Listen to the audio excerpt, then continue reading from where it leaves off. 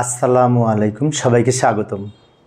প্রিয় শিক্ষার্থী বন্ধুরা, আজকে আমি যে হিসাব বিজ্ঞান দ্বিতীয় পত্রের যৌথ মূলধনী কোম্পানির মূলধন সংক্রান্ত দিনাজপুর বোর্ড 2022 সালে অর্থাৎ শেয়ার ইস্যু সংক্রান্ত ওডিআরের শেয়ার ইস্যু সংক্রান্ত দিনাজপুর বোর্ড 22 সালে যে প্রশ্নটি এসেছিল দিনাজপুর বোর্ডের ওই প্রশ্নটির সঠিক সমাধানের চেষ্টা করব। তো সমাধানের জন্য তোমাদের সাথে আছি আমি মোহাম্মদ সিরাজুল ইসলাম। চলো শুরু করা যাক। প্রথমে প্রশ্নটা দেখব। প্রশ্নে কি বলা আছে? প্রশ্নে বলা আছে এই যে আলিবাবা কোম্পানি লিমিটেড এই 5 কোটি টাকা মূলধন নিয়ে গঠিত, 10 টাকা করে 50,000 শেয়ারে বিভক্ত, 50 লক্ষ শেয়ারে বিভক্ত। 50 লক্ষ শেয়ার অনেক টাকা, তাই না? 5 কোটি। কোম্পানি 50% শেয়ার ইস্যু করেছে। এই যে 50 লক্ষ শেয়ার ছিল, এর 50% ইস্যু করেছে, মানে কি 25 লক্ষ শেয়ার ইস্যু করেছে। আর আবেদনপত্র পেয়েছে 28 লক্ষ শেয়ারের, 3 লক্ষ আবেদনপত্র বেশি পেয়েছে। সব লাখ আর কোটির ব্যাপার, তাই না? অনেক বড় অঙ্ক। যাই হোক, অঙ্কটা বেশি প্যাস নয়, কিন্তু অ্যামাউন্ট বড়, এটাই সমস্যা নেই, আমরা আস্তে আস্তে করি। ক নম্বরে বলেছে শেয়ার অধিহার ও ফেরতকৃত অর্থের পরিমাণ নির্ণয় করো। শেয়ার অধিহার হচ্ছে এই যে 2 টাকা করে প্রতি শেয়ারের মূল্য, 2 টাকা করে অধিহার, এই 2 দিয়ে গুণ হবে 25 লক্ষ শেয়ার। কেন 25 লক্ষ? মোট 50 লক্ষ শেয়ার ছিল, তার 50% 25 লক্ষ শেয়ার ইস্যু করেছে। 25 লক্ষ শেয়ারকে গুণ হবে 2 টাকা দিয়ে এই অধিহারের সময়। আর 25 লক্ষ শেয়ার ইস্যু করেছিলাম, 28 লক্ষ পেয়েছি, 3 লাখ বেশি পেয়েছি। তো যাই আমরা এই ক নম্বরের সমাধান করার চেষ্টা করি। তো আমি এখানে শখ আকারে করছি, শখ না করে করলেও হতো, শখের মাধ্যমে করলে দেখতে ভালো লাগে। প্রথমে শেয়ার অধিহার হবে 10 টাকা শেয়ারের দাম, 2 টাকা অধিহারে বিক্রি করেছে, 50% শেয়ার। তাহলে এই 50 লাখের 50% হিসেব করলে 25 লাখ গুণ এই যে 50 লাখ শেয়ার ছিল, তার 50% গুণ করে 25 লাখ থেকে 2 দিয়ে গুণ করলে 50 লাখ হবে। 50 লাখ এটা হচ্ছে। আর ফেরতকৃত অর্থ হবে 3,000 শেয়ার বেশি পেয়েছি, সরি 3 লাখ শেয়ার বেশি পেয়েছি ইন্টু 12। ফেরতকৃত অর্থের পরিমাণটা কীভাবে হবে বলি। এই যে এইটাই হিসেব করলে 25 লক্ষ ইস্যু করেছি, 50 লাখের 50% 25 লক্ষ ইস্যু করেছিলাম, কিন্তু আমরা পেয়েছি কত? আবেদনপত্র 28 লক্ষ শেয়ারের আবেদনের টাকা পেয়েছি, তার মানে 3 লাখ বেশি পেয়েছি। 25 লাখ থেকে 28 লাখের পার্থক্য, ওই 3 লাখ এইটা, তাকে গুণ করব 12 টাকা দিয়ে। কেন 12 টাকা দিয়ে? 10 টাকা আসল মূল্য আর 2 টাকা অধিহার। এখন যে আবেদন করেছিল সে 12 টাকা করে কিন্তু জমা দিয়েছিল, কারণ আসল টাকাও জমা দিবে, অধিহারের টাকাও জমা দিবে। সেজন্য যখন ফেরত দিব তখন 12 দিয়ে গুণ হবে। তাই 3 লাখ শেয়ারকে 12 দিয়ে গুণ করে 3 বারং 36 লাখ হবে। অর্থাৎ 50 লাখ হচ্ছে আমাদের অধিহার, আর 36 লক্ষ টাকা ফেরত দিতে হবে। এই হচ্ছে ক নাম্বারের উত্তর। এবার খ নাম্বারে জাবেদা করতে বলেছে। তো জাবেদার শখ এই যে নিচে অঙ্কন করলাম। জাবেদার শখ নিচে অঙ্কন করতে যেয়ে আমাদের এইখানে উপরে উদ্দীপকের কিছু অংশ লিখেছি, যার কারণে আমাদের এখানে জায়গাটা ছোট হয়ে গেছে। সমস্যা নেই, আমরা একটা একটা করে জাবেদা করে শিখি। প্রথম জাবেদাটা হচ্ছে শেয়ার আবেদনের টাকা যখন ব্যাংকে জমা হয়, ব্যাংক হিসাব ডেবিট, শেয়ার আবেদন হিসাব ক্রেডিট। টাকা হবে কত? টাকা হবে এই যে 28 লক্ষ শেয়ারের আবেদনপত্র পেয়েছি, তাকে 12 টাকা দিয়ে গুণ করে। কেন 12 টাকা? আসল 10 টাকা, অধিহার 2 টাকা, 10 আর 2 12 টাকা। 12 দিয়ে গুণ করবো 28 লক্ষ শেয়ার। 12 দিয়ে 28 লক্ষকে গুণ করলে আমাদের এই টাকাটা হবে 3 কোটি 36 লক্ষ। 3 কোটি 36 লক্ষ টাকা, কোটি কোটি টাকা, তাই না? কমার্সের স্টুডেন্টদের কোটি কোটি টাকার হিসাব করে পকেটে 1 টাকাও নেই। এই হচ্ছে কমার্সের স্টুডেন্টদের বৈশিষ্ট্য। পরের ধনে পোদ্দারি বলা হয় যেটি। যাই হোক, সমস্যা নেই, একটু যোগ করলাম। আচ্ছা, টাকাটা কিভাবে পেলাম ব্যাখ্যায় লিখে রাখি। প্রতিটি 12 টাকা দরে 28 লক্ষ। 12 টাকা কোথায় পেলাম? 10 টাকা 2 টাকা, মোট 12 টাকা। আর 28 লক্ষ শেয়ারে যে বলা আছে 28 লক্ষ পেয়েছি, এটা গুণ করে এই টাকাটা হবে আবেদনের টাকা। আচ্ছা, এইবার এই পরের জাবেদাটা আমরা শেয়ার আবেদনের টাকা মূলধনে স্থানান্তর করব। শেয়ার আবেদন হিসাব ডেবিট করব। ওই 3 কোটি 36 লক্ষ প্রথমে যেটা আবেদনে ক্রেডিট করেছি, ওই টাকা দ্বারা আবেদনে ডেবিট করব।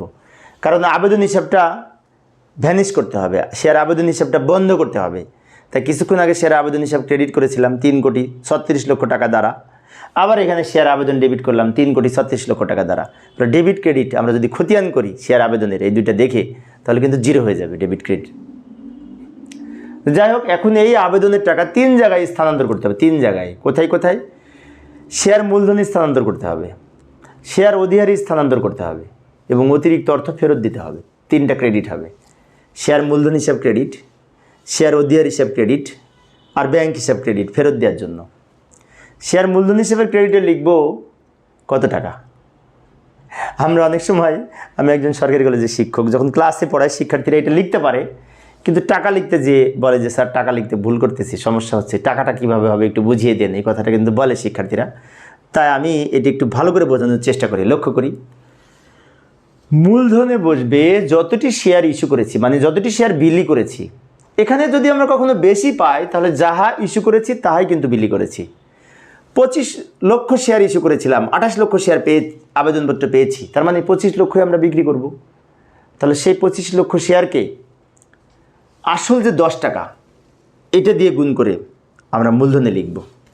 25 লক্ষকে 10 দিয়ে গুণ করলে 2,50,00,000 টাকা হবে, মূলধনে হবে 2,50,00,000 টাকা। আচ্ছা, অধিহারে কত হবে?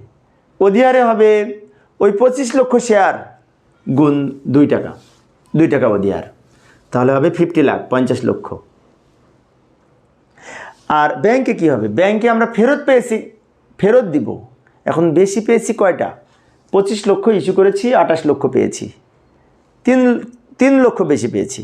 তাই 3 লক্ষকে 12 দিয়ে গুণ হবে। এখানে গুণ করলাম 10 দিয়ে, এখানে গুণ করলাম 2 দিয়ে, মূলধনে গুণ করলাম মূলধনের টাকা আসল যেটা 10 টাকা দিয়ে, অধিহারে গুণ করবো অধিহারে 2 টাকা দিয়ে। বাট ব্যাংকের মাধ্যমে যখন ফেরত দিব 3 লক্ষ শেয়ারের টাকা, তখন কিন্তু 12 দিয়ে গুণ হবে, কারণ আমরা 12 টাকা করে পেয়েছিলাম, ফেরত দেওয়ার সময় 12 টাকা দিব। তাহলে 12 গুণ 3 লক্ষ, 36 লক্ষ টাকা ব্যাংক হিসাবে ক্রেডিট দিকে লিখব।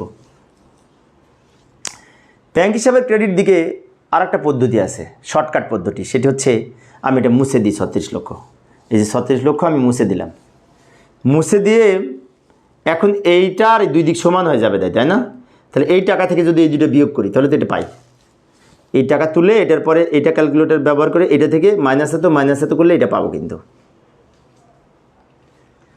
অর্থাৎ শেয়ার আবেদনের অর্থ কিছু মূলধনী স্থানান্তর করেছি, কিছু অধিহারী স্থানান্তর করেছি, অতিরিক্ত অর্থ ফেরত দিয়েছি। এই হচ্ছে 2 নাম্বার জাবেদা। আরেকটা জাবেদা ছিল, সম্ভবত অবলোককের কমিশন ছিল এই অঙ্কে। তা আমি অবশ্য ধাপে ধাপে আলাদা আলাদা জাবেদা করতেছি উদ্দীপকটা উপরে রাখার জন্য। তোমরা একটা ছকের মধ্যে সব জাবেদা করবে, আমার এখানে ধরবে না নিচে, সেজন্য আবার পরে পেজে যেতে হচ্ছে। তো আমি মূলত 2টা জাবেদা 2 বারে করেছি, তোমরা একসাথে করবে, একটা ছকের মধ্যে তোমরা করবে। এবার আমরা গ নাম্বারে কি বলেছিল, খতিয়ান, আবার উদ্দীপকে চলে আসলাম। কোম্পানির আর্থিক অবস্থার বিবরণী প্রস্তুত করো। তো আর্থিক অবস্থার বিবরণী বলতে ওই যে সম্পত্তি ও দায়ের বিবরণী আমরা লিখবো। এখন দায়, মালিকানা সত্ত্ব, সম্পত্তি উপস্থাপন করব। এই যে আর্থিক অবস্থার বিবরণীর এইভাবে ছক অঙ্কন করব, বিবরণ, বিস্তারিত টাকা, পরিমাণ টাকা। প্রথমে লিখব সম্পদ, চলতি সম্পদ। চলতি সম্পদের মধ্যে আছে ব্যাংক জমার উদ্বৃত্ত। এখন ব্যাংক জমার উদ্বৃত্ত প্রশ্নে অনেক সময় দেয়া থাকে, কিন্তু এখানে দেয়া নেই। না থাকলে সমস্যা নেই, আমরা 1 নং জাবেদায় ব্যাংক হিসাবের ডেবিট দিকে যত টাকা লিখেছিলাম সেখান থেকে 2 নং জাবেদায় ব্যাংক যে ক্রেডিট দিকে লিখেছি যত টাকা, ওটা বিয়োগ করব। 1 নং জাবেদায় আমরা কত লিখেছিলাম মনে আছে? 1 নং জাবেদায় আমরা যেটি লিখেছিলাম ব্যাংক জমার উদ্বৃত্ত, ব্যাংক হিসাব ডেবিট, ওইটা আর ক্রেডিটের ব্যাংক হিসাব, দুইটার যোগ বিয়োগ করে আমরা এই টাকাটা পাবো, 3 কোটি টাকা। 3 কোটি টাকা আমরা পাবো। কীভাবে পেলাম এই 3 কোটি টাকা আমি আরেকবার বলছি। প্রথম জাবেদায় ব্যাংক হিসাবের ডেবিটে ছিল 3,36,00,000 টাকা, আর দ্বিতীয় জাবেদায় ব্যাংক হিসাব ক্রেডিট দিকে লিখেছি 36 লক্ষ। তাহলে ডেবিট 3,36,00,000 থেকে ক্রেডিটের মাত্র 36 লক্ষ বিয়োগ করলে পার্থক্য 3 কোটি টাকা হয়। এটাই মোট সম্পদ। এই অঙ্কে আর কোনো সম্পদ নাই। এখানে একটা দাগ দিব, দিয়ে এটা নিচে নামাবো, ডাবল দাগ দিব, এটা মোট সম্পদ। তো উদ্দীপকের কিছু অংশ আমি উপরে নিয়ে এসে রাখলাম। এখন এইটা দেখে দেখে আমরা নিচেরটা করব। শেয়ার মূলধন ও দায়সমূহ, প্রথমে অনুমোদিত মূলধন। এই যে উদ্দীপকের কিছু অংশ নিয়ে এসে রেখেছি। এখানে বলছে 5 কোটি টাকা অনুমোদিত মূলধন, প্রতিটি 10 টাকা দরে 50 লক্ষ শেয়ার, ওইটা লিখব। প্রতিটি 10 টাকা দরে 50 লক্ষ শেয়ার। 10 দিয়ে 50 লক্ষকে গুণ করলে 5 কোটি টাকা হবে, যেটা এখানে লিখে ডাবল দাগ দিয়ে দিব। অনুমোদিত মূলধন কোথাও যোগ বিয়োগ হয় না, সেজন্য আমরা এটা গুণ করে অনুমোদিত মূলধন যে টাকাটা হয় এখানে লিখে ডাবল দাগ দিয়ে দিব। আমরা নিয়ম রক্ষার্থে লিখি অনুমোদিত মূলধন। এরপরে লিখব ইস্যুকৃত, বিলিকৃত ও আদায়কৃত। এই অঙ্কে ইস্যুকৃত, বিলিকৃত ও আদায়কৃত 25 লক্ষ করে শেয়ার। 25 লক্ষ ইস্যু করেছিলাম, আবার 25 লক্ষই বন্টন করেছি। তো সেই জন্য আমরা লিখব প্রতিটি 10 টাকা দরে 25 লক্ষ। এখানে অনেকের মনে হতে পারে এখানে 12 টাকা করে হবে না ওডিআরের টাকা সহ? না, ওডিআরের টাকা মূলধনের মধ্যে আসে না। ওডিআর থাক আর অবহার থাক, মূলধনে সবসময়, মূলধনে যখন লিখব তখন সবসময় আসল টাকা দিয়ে গুণ করব, ফেস ভ্যালু দিয়ে গুণ করব। যেমন ফেস ভ্যালু 10 টাকা, তাই 10 দিয়ে গুণ করব, যতটা ইস্যু করেছি 25 লক্ষ গুণ করে 2,50,00,000 টাকা হবে, যেটি শেষের ঘরে লিখব। এবং এইটার নিচে ডাবল দাগ দিব না, এটা নিচে আরেকটা আইটেম লিখব। কি লিখব? শেয়ার অধিহার। শেয়ার অধিহার আমরা সঞ্চিত উদ্বৃত্তির মধ্যে লিখতে পারি শেয়ার অধিহার নাম দিয়ে। শেয়ার অধিহার কিন্তু আমরা ক নাম্বারে মনে হয় বের করেছিলাম কি না, খ নাম্বারে জাবেদাতে তো করেছি। 50 লক্ষ টাকা, 50 লক্ষ টাকা শেয়ার অধিহার হয়েছিল। কিভাবে হবে? এই যে 2 টাকা করে শেয়ার অধিহার দিয়ে গুণ করব 25 লক্ষ শেয়ার, 25 লক্ষ ইস্যু করেছিলাম। এবার এখানে একটা দাগ দিব, 2,50,00,000 আর 50 লক্ষ যোগ করে 3 কোটি টাকা হবে। নিচে ডাবল দাগ দিয়ে পাশে লিখব মোট। এবং এই মোট আর এই মোট, 2 মোট সমান সমান হবে। এইভাবে আমরা আর্থিক অবস্থার বিবরণী প্রস্তুত করতে পারি। তো প্রিয় শিক্ষার্থী বন্ধুরা, এই ছিল আমার আজকের আলোচনার বিষয়। আমি অবশ্যই একটা একটা করে অঙ্ক সমাধানের চেষ্টা করি শিক্ষার্থীদের অনুরোধে। তো পরের ক্লাসে কী করবো একটু দেখে যাই। পরের ক্লাসে এই যে দিনাজপুর বোর্ড 2022 সালে আরেকটা প্রশ্ন এসেছিল, ওই প্রশ্নটির সঠিক সমাধানের চেষ্টা করব। ওই প্রশ্নটা ওডিআর সম্পর্কিত মনে হয়, দেখি। এই যে প্রতীক লিমিটেড, এটা ওডিআর সম্পর্কিত। এই যে ওডিআর 10%, এই প্রশ্নটির সঠিক সমাধানের চেষ্টা করব। দেখার আমন্ত্রণ রইল। পরিশেষে সবাই ভালো থাকবে এবং সুস্থ থাকবে, এই কামনায় খোদা হাফেজ।